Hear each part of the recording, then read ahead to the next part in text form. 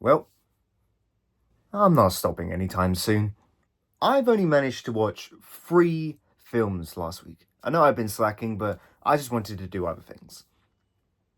Like reading, which is something people should be doing a lot more, especially children, instead of everyone just scrolling through TikTok for hours on end. Anyways, enough important propaganda. Let's get into the film, shall we? The first film is Flushed Away. I grew up with DreamWorks alongside Disney and Pixar and even Sony as well. Mm, yeah. And Flushed Away was one of the films where it never clicked with me as much as the others did. But it's not bad. It's not bad at all. It's a good time with some fun characters, great settings, as well as some funny jokes as well here, scattered here and there. But it's just good at best. And nothing more. And sometimes films don't need to be anything but good because, well, we can't all create near perfect, am I right? Yeah. Yeah, I don't know why I think this way. I never really. I'm still trying to find a thing or a reason why I don't find this to be anything else but good.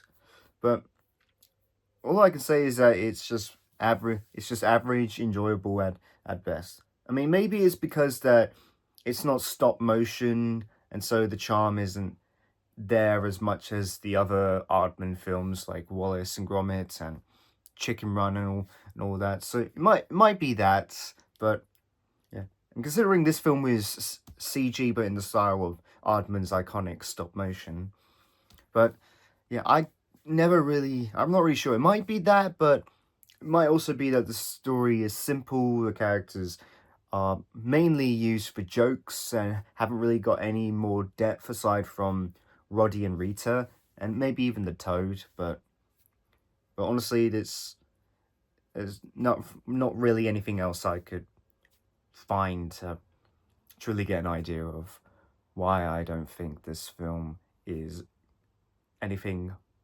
better than good. But yeah, the casting is good. Hugh Jackman is great as always, and he has a really good upper class charm with Roddy, and Ian McKellen is good as the Toad as well. Both of these actors are incredible, and it's fun seeing Wolverine and Magneto in a Aardman film. So it's fun. That's funny. And the CG animation in the style of Aardman's iconic stop motion style is good. I do like that they kept to their original style, even if it's not in stop motion. I would have liked to see this film in stop motion, but considering that it takes place mostly in the sewers, and well, water is unpredictable. I think I'm fine with it not being in stop motion. I mean, I could have said that Guillermo del Toro's Pinocchio did water really good in stop motion, but that was about 16 years later. I mean, just give me a second. Yeah, that was about 16 years. Yeah, that was about 16 years after this film came out. So obviously the stop motion would have gotten a lot better, and plus that film took a very long time to make. But this one, it's just CG, I'm not that bothered with it.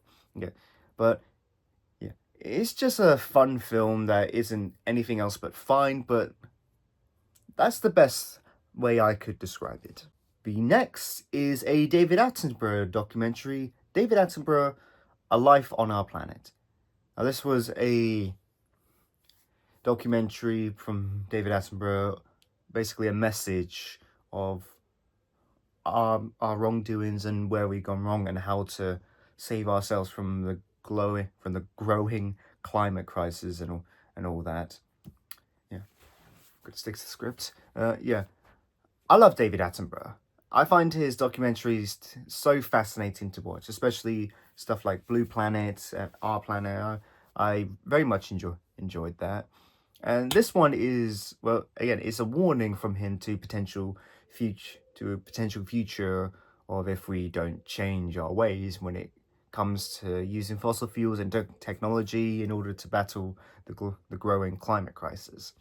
I mean, it's a convincing argument and it gives some valid points, but it does skirt around some economic and political points as to why we're doing this and how to stop it. That's not me being political or anything. I'm just going off from what I've read on other reviews. This is not a full in-depth analysis on the documentary, so I'm not. So I didn't go through anything on sites like Ground News to get a biased and non-biased perspective on this documentary. But yeah, this is just a simple review. I'm not going to anything else but the basics. I'm just telling you what I think of this film and how much I enjoyed it. But yeah, I didn't go anything else other than basic, but I'm just going off from what I read from other reviews on this film from, well, mainly Letterboxd. But yeah. I thought the cinematography was beautiful and David's voice was compelling, but it should have delved more into the arguments the mainstream media wouldn't dare step into. I mean, especially in this growing political times, especially when everyone is either accepting or not accepting or whatever. It's difficult to talk about this stuff when even mentioning something that's political is just gonna spur a load of warning bells in so many people's heads. And honestly, this feels like a repeat of history, and I'm just hoping that this repeat will end very soon. Anyways, enough about that. The last film is Mary Poppins. I can't begin to tell you how incredible everything in this film is. The score, the cinematography, the cast, and the acting, and especially the set pieces, the animation, and the soundtrack. It all melts together to create a brilliant work of art that has remained a classic for over 60 years now. I mean, this came out in 1964 and it is 2025, so 61 years of existence. I actually thought this came out in 1968 for some reason for quite a while, but no, it came out 4 years earlier than that. And, well, 4 more years of people loving and enjoying it.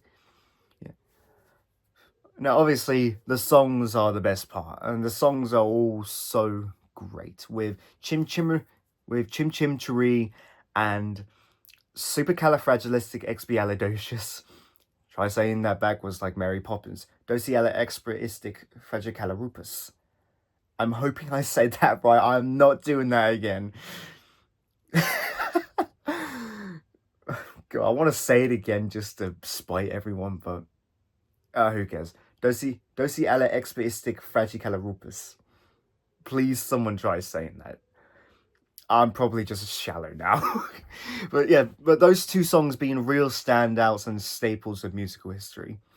Dick Van Dyke, whilst definitely being the main marketing gimmick to get butts into theatres, I'm only just saying that. I have not watched the trailers, but I mean, Dick Van Dyke is it was definitely very famous back in his heyday, and it was probably definitely obvious that he was the one that was going to drag people into seats, but yeah, that's just all speculation on my part.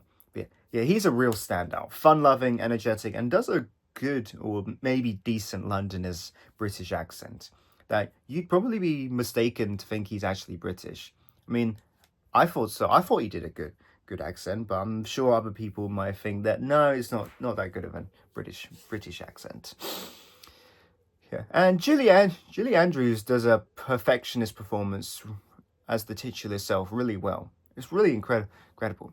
And sure, I'm pretty sure she can be described as a narcissist, with her saying practically perfect in every way and all that. But hey, I think that's part of the character and all that. So, and it doesn't really bother me at all. Yeah, and we need to talk about David Tomlinson. He's been in this and Bedknobs and Broomsticks, definitely his most iconic roles, considering they're related to Disney and their musicals and their part animation and all that. Yeah, and in both of them, he has a great presence and excellent acting. I really should watch some more of his other films that he's been in, because he needs more recognition from the younger generation. He doesn't. He does his job really well, and well, he's just a great president. I will admit that. Now, that's pretty much all the films.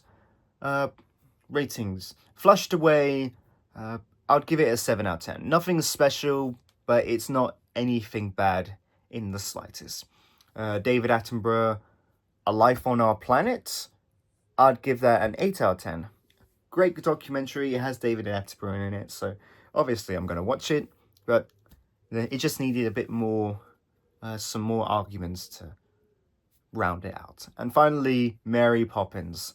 I'm just going to check the rating that I give. Yep, 9 out of 10. I probably should give it a 10 out of 10, but there are a few bits that are a bit slow that kind of bother me, unlike other films where they do have slow bits, but it doesn't bother me at all. But this one bothers me a bit. And some of the characters aren't that interesting as well.